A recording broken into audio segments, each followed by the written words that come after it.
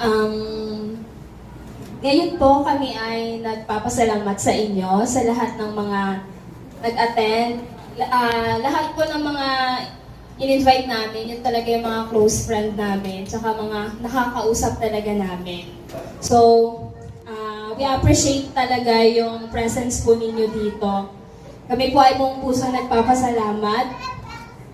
Hindi lang po sa inyo, kundi yung pinaka-importante talaga is sa Lord.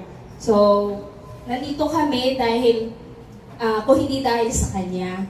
So, sa aming parents, kay mama, kay nanay, tsaka kay tatay, salamat po sa inyo. And also sa kay Pastor Ryan, salamat dahil kung wala ka, hindi kami ikakasal. And also sa aming mga, pasalamatan ko na talaga yung lahat. Dalawa na kami.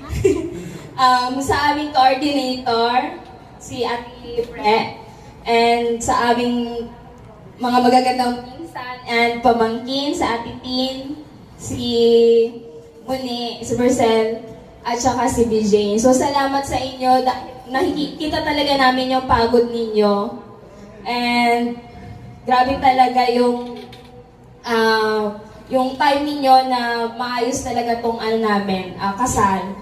At saka, pinasasalamatan din po namin yung from the start talaga na nag-help sa amin sa mga preparation na to si Ate Risa at saka si Angeli. So, sobrang thankful and sobrang blessing, laking blessing talaga yun sa amin. And also sa aming host, si Sir Chan.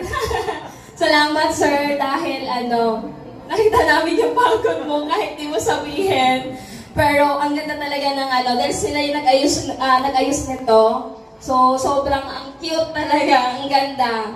And sa aming mga suppliers, salamat po sa photo booth, sa aming hairstyle, sa aming photographer, and also sa mga kamag-anak namin na nag-help talaga para lang matapos po ito.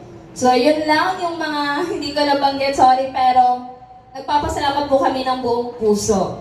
Kami ni Francis po. Maraming salamat.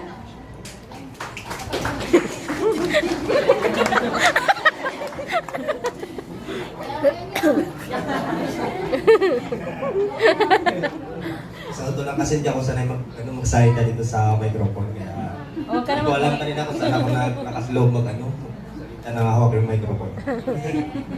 Salamat po sa mga nagpunta po sa